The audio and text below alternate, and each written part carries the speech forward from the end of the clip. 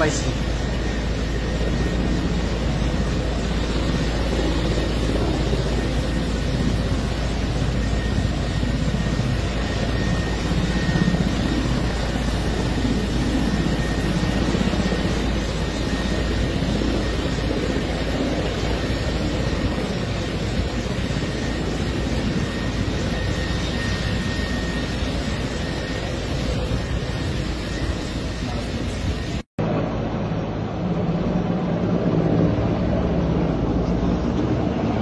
Holy shit!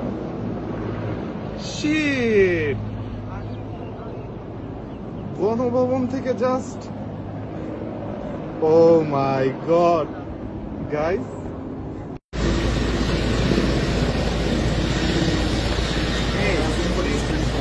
পাইছি।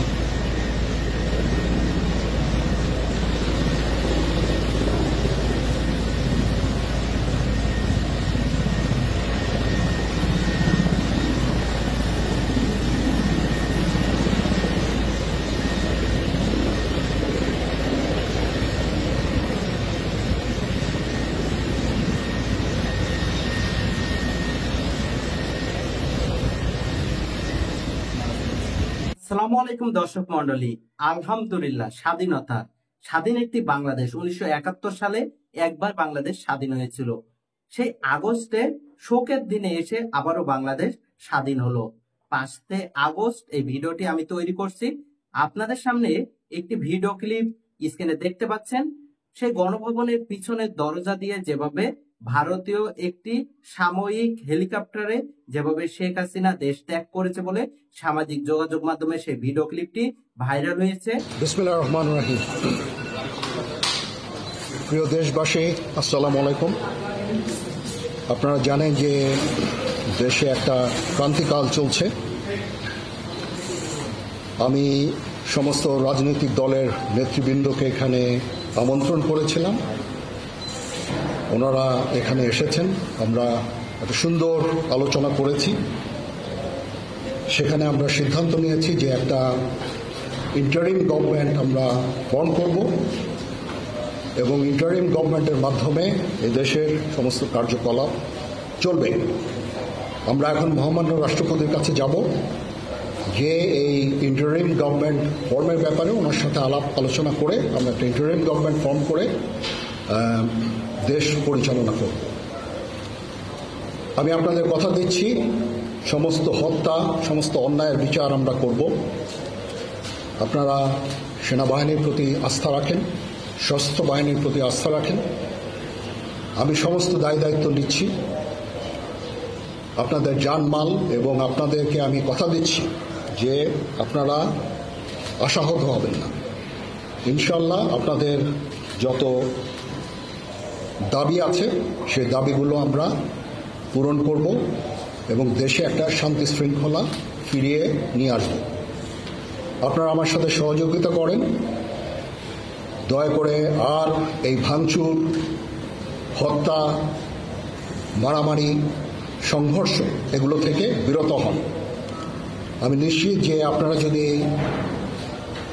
আমার কথা মতো চলেন, আমাদের সাথে যদি একসাথে যদি কাজ করি আমরা, নিঃসন্দেহে আমরা একটা সুন্দর পরিণতির দিকে আমরা অগ্রসর হতে পারব।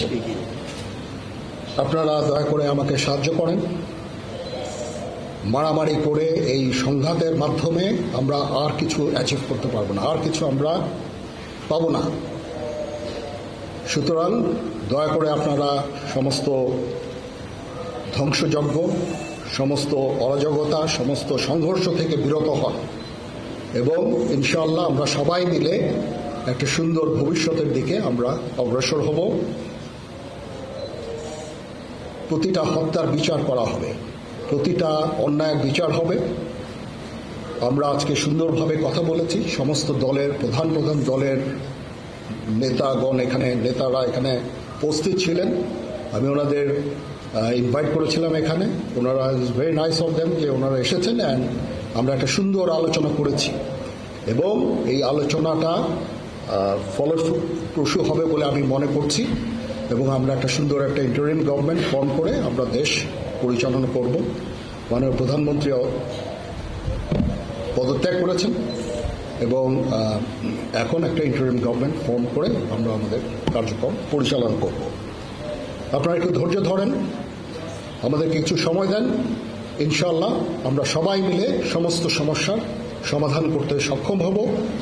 আপনারা আর এই সংঘাতের পথে যাবেন না এবং শান্তি শৃঙ্খলার পথে ফেরত চলে আসেন। আমাদের দেশের অনেক ক্ষতি হচ্ছে, অর্থ সম্পদের ক্ষতি হচ্ছে, জানের লোকজন মারা যাচ্ছে। তো এগুলো থেকে আপনারা বিরত হন এবং আমাদের সাহায্য করেন। আমি সমস্ত দায়িত্ব নিচ্ছি, আপনারা আমাকে সাহায্য করেন। সবাইকে ধন্যবাদ। আল্লাহ হাফেজ।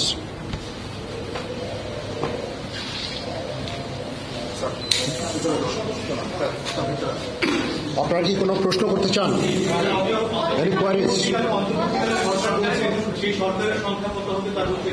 এখনো এটা না, এটা খুব আর্লি স্টেজ। আমরা যাব মহামান্য রাষ্ট্রপতির সাথে যে আলাপ আলোচনার মাধ্যমে এটা আমরা করব।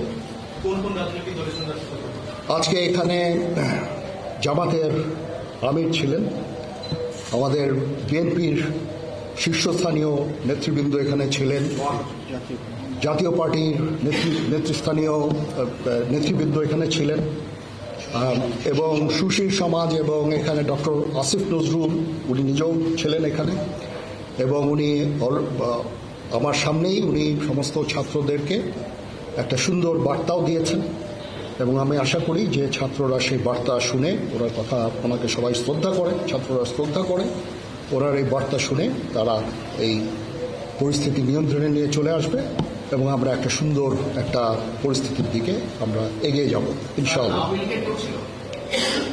এখানে আওয়ামী লীগের কেউ ছিল না, না আওয়ামী লীগের কেউ ছিল না। হ্যাঁ আজকেই, বিকজ আমাদের এই সময় নাই, এটা একটা বিশেষ একটা পরিস্থিতি। আমরা আজকেই যে এই পরিস্থিতি এটা একটা আমরা একটা নিয়ন্ত্রণ নিয়ে আসবো। সেনাবাহিনী শান্তি শৃঙ্খলা বজায় রাখার কাজ চালিয়ে যাবে এবং আপনাদের সবার দায়িত্ব, ছাত্রদের দায়িত্ব, রাজনৈতিক নেতৃবৃন্দ এবং রাজনৈতিক কর্মীদের দায়িত্ব হচ্ছে সেনাবাহিনীকে সাহায্য করা এবং আপনারা মিডিয়ার মাধ্যমে আমাদেরকে এই যে একটু আমাদের সাহায্য করেন। সুতরাং আমরা তাহলে এই পরিস্থিতি নিয়ন্ত্রণ সহজেই নিয়ে আসতে পারব। না, যদি জিনিসটা শান্ত হয়ে যায় তাহলে আর কারফিউর কোনো প্রয়োজন নাই, কোনো জরুরি অবস্থার প্রয়োজন নাই, কোনো কারফিউর প্রয়োজন নাই, কোনো গোলাগুলির প্রয়োজন নাই। আমি আদেশ দিয়ে দিয়েছি সেনাবাহিনী কোনো গোলাগুলি করবে না, পুলিশ কোনো গোলাগুলি করবে না। আমি আশা করছি যে আমার এই বক্তব্যের পরে পরিস্থিতি উন্নতি হবে, আমরা একটা সুন্দর পরিবেশের দিকে যাচ্ছি।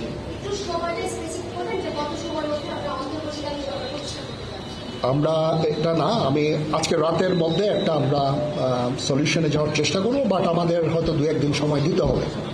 এটা আমরা এখনো এটা একটু আর্লি, আমরা যাচ্ছি যে আমরা কথা বলবো মহামান্য রাষ্ট্রপতির সাথে, আমরা একটা সুন্দর সলিউশনে আমরা পৌঁছাবো। শেষ করব।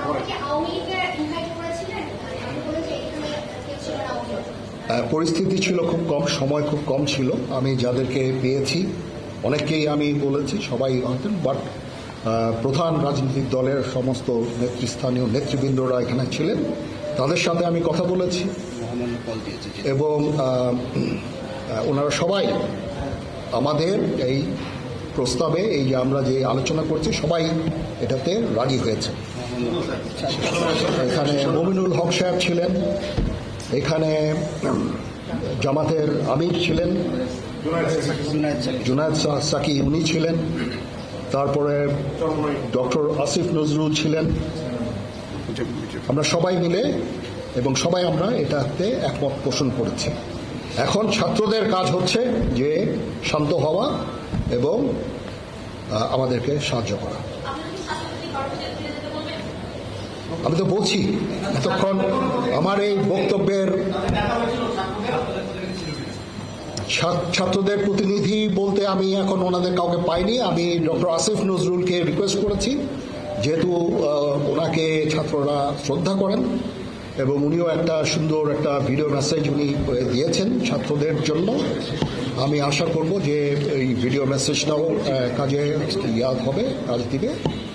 এইভাবে আমরা কাজ করে যাব। সবাই ভালো থাকেন, সবাইকে ধন্যবাদ। এখানে আপনারা যত প্রশ্ন করতে থাকবেন আমাকে দেরি করাবেন। It is too early. আমরা কাজ করছি, আমাদের একটু কাজ করতে দেন, একটু সময় দেন। আমরা একটা সলিউশনের মধ্যে আমরা যাব ইনশাআল্লাহ। আপনারা সবাই যারা আন্দোলনরত, যারা ছাত্ররা আছেন, আন্দোলনরত যত লোকজন আছেন, দয়া করে ঘরে ফিরে যান। সবাই ভালো থাকেন, আল্লাহ আমাদের মঙ্গল করুক। আল্লাহ হাফেজ। এমনকি গণভবনে যেভাবে লুটপাট, এমনকি ইচ্ছা মতো সেই শ্রীলঙ্কার মতো হয়েছে, সেই লুটপাটে যেভাবে বাংলাদেশের মানুষ তাদের সেই ক্ষোভ প্রকাশ করেছে, আপনাদের সামনে এমন একটি ভিডিও ক্লিপ তুলে ধরবো। অবশ্যই বাংলাদেশের জন্য আজকের এই দিনটাই কি দিন, অবশ্যই আপনারা সকলে মনে রাখবেন। সে হাজার হাজার ছাত্রদের যেভাবে হত্যা, এমনকি তাদের রক্তে যেভাবে রাজপথ রঙিন করেছিল, অবশ্যই বাংলাদেশ স্বাধীন হওয়া অনেক প্রয়োজন ছিল। অবশ্যই ভিডিও ক্লিপটি সম্পর্কে আপনাদের তথ্য মন্তব্য কমেন্ট বক্সে জানাবেন। সকলে সুস্থ থাকবেন, ভালো থাকবেন। আল্লাহ হাফেজ।